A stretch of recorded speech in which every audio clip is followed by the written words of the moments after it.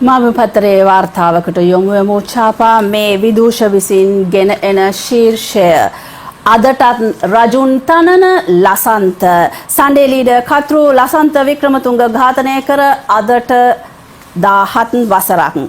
Who is Lasantha? මෙය පසු කලක රාජ්‍ය නායකයෙකු බලවත් රාජ්‍ය නිලධාරියෙකු ලෙස සිටි සමයේ ප්‍රසිද්ධ මාධ්‍යයේ ඇසූ ප්‍රශ්නයක්. 2009 අවුරුද්දේ ජනවාරි 9 වෙනිදා මේ ලසන්ත කවුදැයි අපේ රටේ ඔහු ගැන නොදන්නා අය පමණක් නොව ලෝකයම දැනගත්තා. ඔහු සිය නිවසේ සිට කාර්යාලයට යද්දී පැමිණි ඝාතකයින් රත්මලාන අත්තිඩිය ප්‍රදේශයේදී අතිශය අමානුෂික ලෙස ඔහුට පහර දුන් අතර අවට සිටි පිරිස් ඔහු කළුබෝවිල රෝහලට රැගෙන ගියත් ඔහුගේ ජීවිතය බේරා ගැනීමට හැකි වුණේ නැහැ. ලසන්ත වික්‍රමතුංග මෙරට දේශපාලනයට සහ මාධ්‍යයට අමතක කළ නොහැකි චරිතයක්. මේ සිදුවීම සිද්ධ වන්නේ මීට වසර 16කට පෙරයි. ඔහුගේ ඝාතනය ගැන සෙවීමට ඒ ආණ්ඩුව කාලයේ කෙසේ වෙතත් ඊට පසු 2015 ජනවාරි මාසයේදී පත් වූ යහපාලනය බලයට අතට ගැනීමේ ප්‍රබල සටන් පාඨයක් බවට පත් වුණා.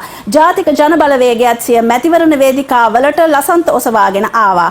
රජයේ පැත්තෙන් ඇසුනේ වැඩපිළිවෙල ක්‍රියාත්මක වන බවයි. එහෙත් අද වන විට ඔහුගේ ඝාතනයට අවුරුදු 17ක් සපිරෙනවා. අවසන් දිනය වන තෙක්ම නොබියව සිය පෑන මෙහෙය වූ ඔහු එලෙස 2009 ජනවාරි 8 වෙනිදා අපෙන් පැහැරගත්තා. දැන් 17 වසරක් ගෙවී ගොසින් අදටත් රජුන් තනන්නට රට රවටන්නට දේශපාලකීන්ට මියගිය ලසන්ත වස්තුවක් කියලා මේ පත්තරේ වාර්තාවේ සටහන් කොට තිබෙන්නේ.